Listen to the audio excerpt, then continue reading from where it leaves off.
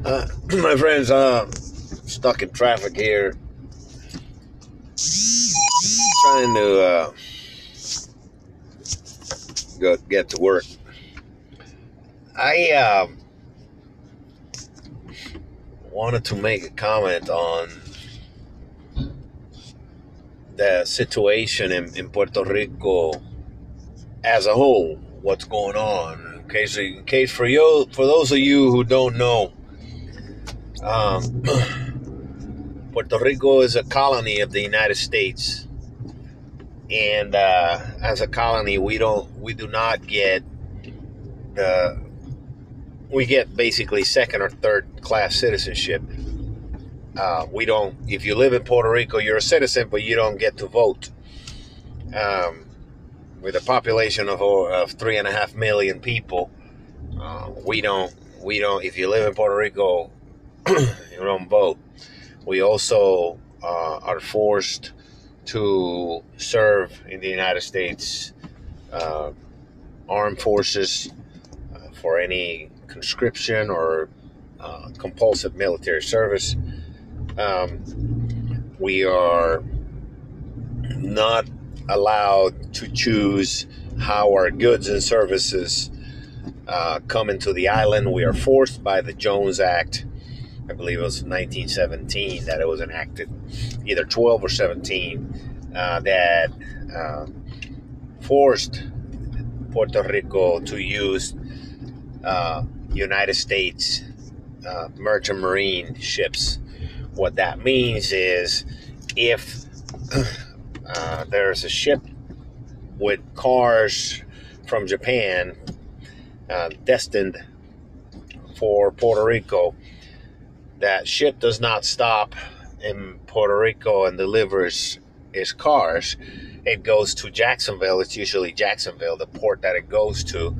There, the cars are taken, unloaded from the Japanese ship onto the port in Jacksonville. Then from there, those cars are loaded into a U.S. merchant marine vessel and then transported into Puerto Rico. Well, how does that affect us? That affects us in the sense that adds on a tremendous amount of labor costs and transportation costs and fuel costs and all of that to those cars, where we could end up paying 30% more for a car, which in an economy that's got a horrendous unemployment rate, and because of all the pillaging from outside companies and the United States government, and we end up paying. Our average income is even lower, way lower than Mississippi, which has been historically the lowest income state in the United States. So imagine that, and having an atrocious, economy, and you can see how hard it is for people to obtain, to be able to afford a car. So not only that, the United States merchant marine is by far the most expensive merchant marine on the planet. And if any good comes in the Puerto Rico and it doesn't come in a U.S. Merchant marine ship at the port, the U.S. Border and Custom Enforcement or any of the federal agencies will impose a hefty import tax. So there's no way around it. So with that as a background, just to let you know also the history that when the United States invaded Puerto Rico in 1898, there was not a peaceful liberation from Spain. Puerto Rico already had autonomy from Spain, and we were self-governed. We had reached that through a lot of negotiation before the United States invaded. and it was a military invasion that bombarded everything, and they took over, and they tried to force the population to the United States to stop speaking Spanish after 400 or 500 years of speaking Spanish. They installed they installed dictators, military dictators. They were usually generals, United States Armed Forces generals. They were appointed to govern the island and rule the island with an iron fist. They started prosecuting people who were demanding independence for Puerto Rico. They tortured independent movement or freedom, Puerto Rican freedom. People that wanted my family independentists. They tortured, incarcerated, murdered them. As the United States government did that to our people. They used the FBI to intimidate and blackmail the first elected governor of Puerto Rico. His name was Luis Muñoz Marin. I believe it was 1954. It took about 50 years for the quote unquote champion of democracy in the world to the United States government to allow elections in Puerto Rico. Think about that for 1 second. 50 years, half a century, for the Puerto Ricans to vote on their own, and we still didn't. Still to this day, we don't vote for president, or our vote doesn't count. And also, we don't. If you live in Puerto Rico and you're a Medicaid or Medicare recipient, the benefits, the insurance that you paid for your entire life working, if you live in Puerto Rico and all of a sudden you become bedridden, you don't have the rights to a living nurse or a nurse that comes and bathes you during the day. And so it's once in a blue moon you'll see that they'll allot funds for that, and but it's up to the United States Congress still to this moment, after Hurricane Maria and before. I have a bedridden family member and she has Medicare, and she hasn't once received a visit from a nurse, which forces us to, after we paid our entire life into a Medicare fund, it forces us to have to hire out of our pocket a person to come bathe the child. It's just 42 years old, but to us she's a baby. So a lot of disparity and what I consider to be racism in the application of federal benefits. So back to the first elected governor of Puerto Rico, Luis Muñoz Marin. As soon as he came into power, the FBI gathered up the evidence that they needed to twist his arm. He had been the son of one of the most prominent statesmen in Puerto Rican history, Luis Muñoz Rivera, and the governor had developed a habit of smoking opium in New York, Luis Muñoz Marin, when he was younger, and they knew that he had problems when he was younger, and he was a bit of a character, so they used that to press him and to turn his original position for Puerto Rican freedom into one of a prosecutor and a monster against the independentist movement. He sponsored terror campaigns against independentists in Puerto Rico, and he even passed laws where it was a crime to display a Puerto Rican flag, laws that were forced or pushed on him by his colonial overlords in the FBI and the United States Congress, where if you got found in the possession or displaying Puerto Rican flag, you could be sentenced to 10 years in prison. I'm not making this shit up. Look it up. Um, there were massive sterilization campaigns against Puerto Rican women in an attempt to commit a soft genocide of the Puerto Rican people. They would not inform that they were being given experimental sterilization drugs, and a lot of women had problems. My family had problems with that. Uh, and some of our members of our family were born with defects from mental illness, and some of severe retardation, and also limbs defects, and having to undergo horrendous operations. Also, my family was was or they were stolen, or Orlando stolen, the island of Vieques by the United States Navy. They just sent you a letter. They told you have there was 1947 when they did this.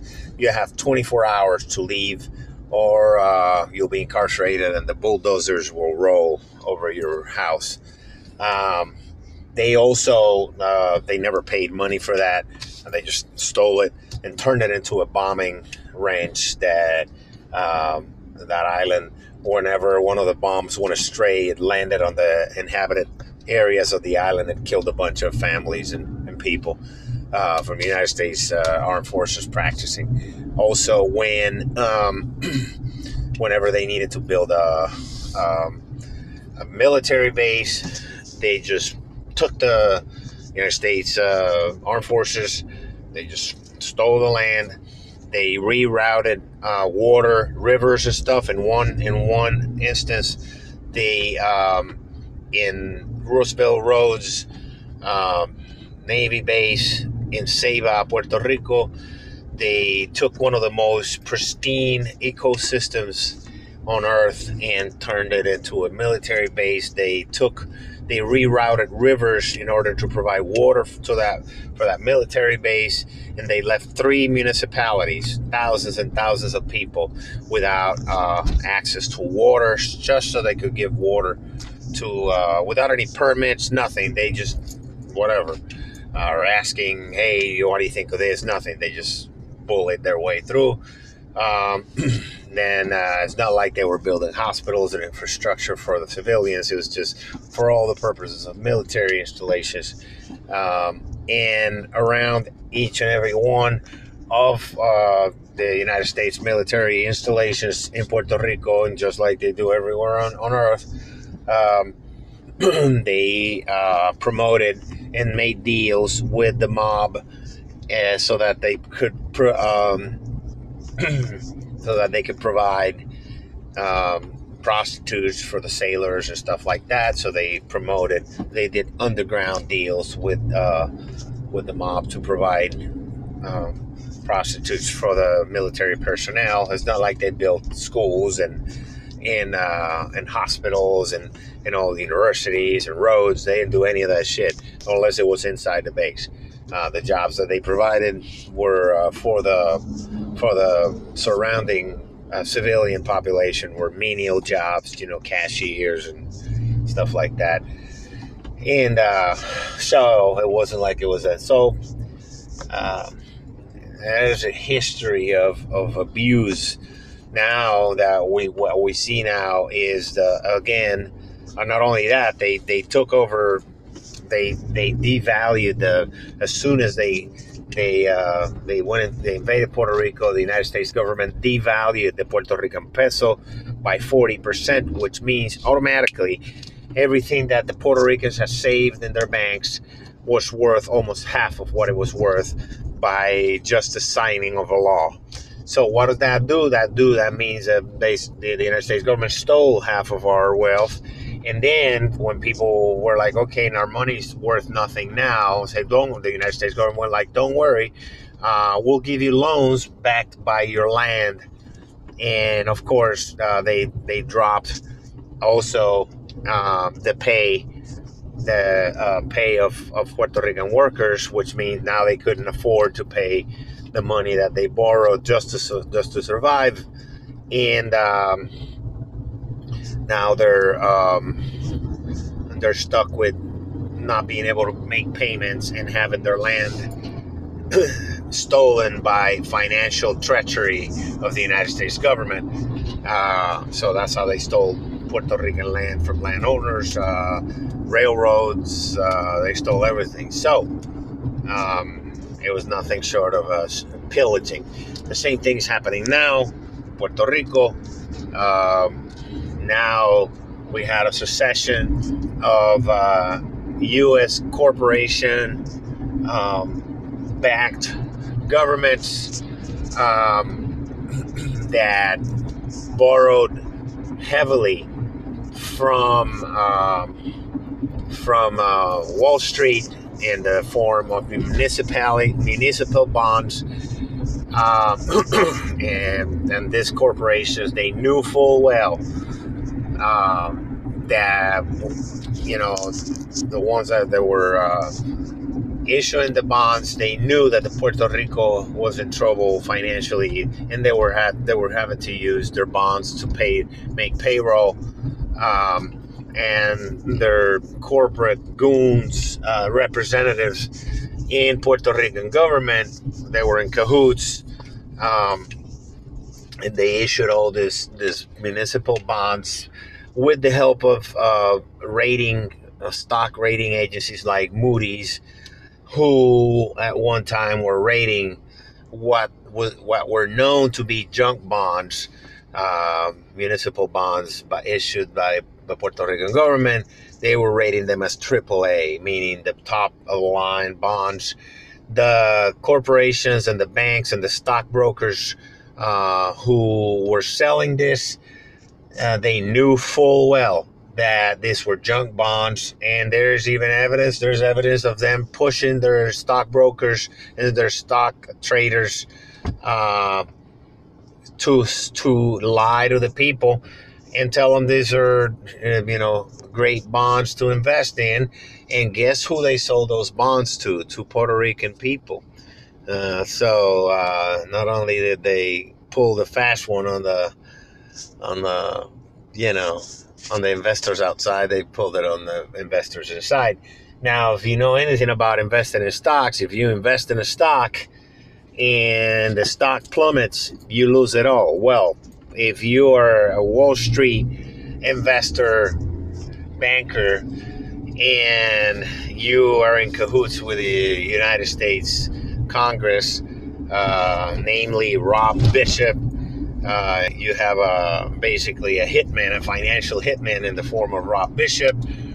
He basically designed the law that that mandated Puerto Rico to become an even more obvious United States colony. He was the architect of the Promesa law. Is nothing more than a dictatorship. In Puerto Rico, if it does not get the benefit of the rest of the world to restructure, or the rest of the cities or the states in the United States that could restructure the debt so they can pay it slowly.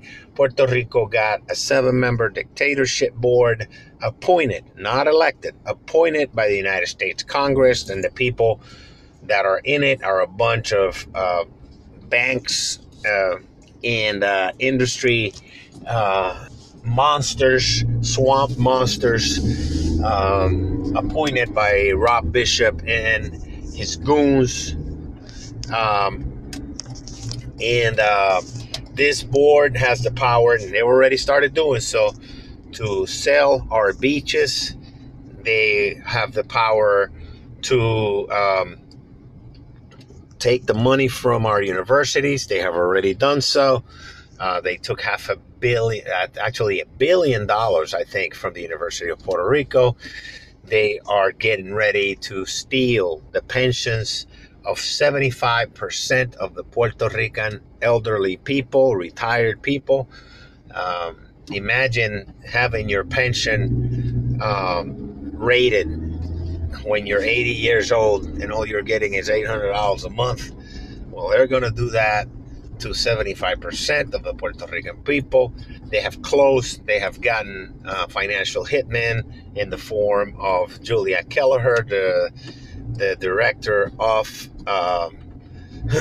of the Puerto Rican Education Department. The woman doesn't know shit about education. She doesn't know anything about education. She does know how to close schools. She ordered the closing of about 300 schools and now is getting ready to build schools with money from FEMA. Ain't that a motherfucker? We have 300 schools that are available, but she's gonna take money from FEMA and build schools. She has fired I don't know how many teachers, and now we're having 50 kids to one teacher in Puerto Rico, while she's giving out contracts to her friends in the United States for stupid stuff, while she doesn't even allot or designate money for toilet paper and even bathroom cleaner, which the children have to bring into the schools because of this person. So what we have is a pillaging of Puerto Ricans. And now, not only that, this lady refuses to give executive positions in the education department to Puerto Ricans. She hires only white people from the United States because she says that Puerto Ricans, there are no qualified personnel to assist her in executive positions in Puerto Rico. She's an openly racist person. So this is a situation that we find ourselves. People say, well, Puerto Ricans did that to themselves. That's not true. We didn't issue bonds. We don't have, when we asked for restructuring of the debt. If you haven't listened to anything that I have said, well, then that's on you. That I can't. If you want to remain ignorant, that's on you.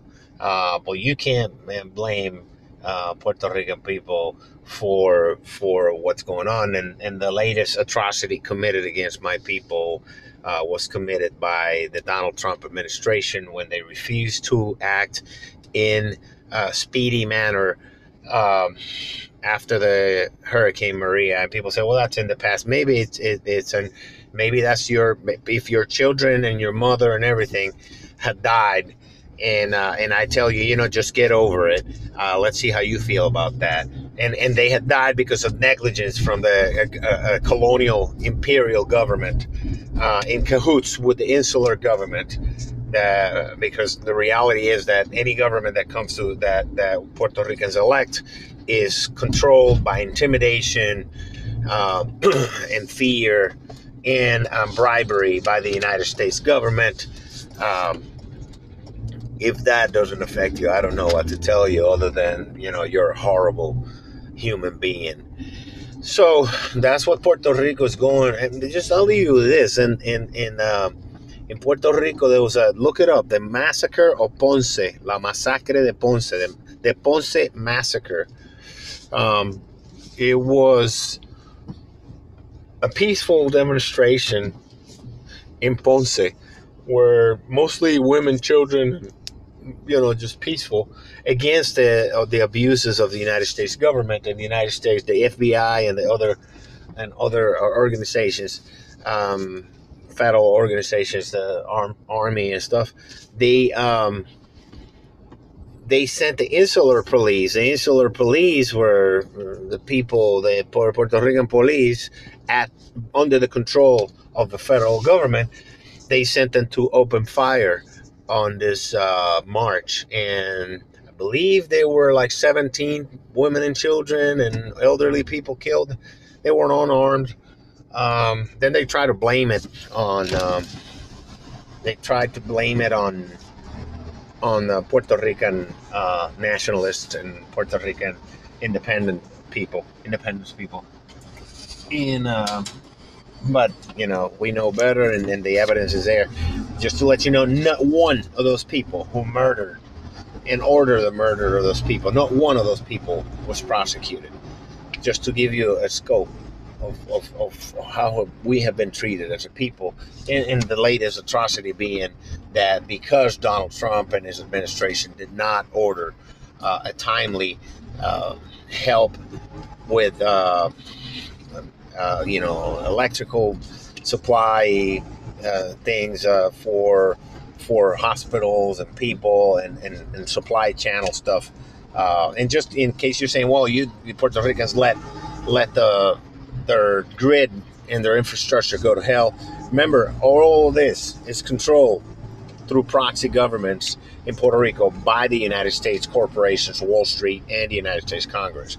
Nothing happens in a vacuum. They know everything that's going on in our island, and they didn't have a problem pillaging our infrastructure and the money for our infrastructure. So, that argument flies out the door. So, well, we're going to keep fighting. We're tough people. Long live Puerto Rico.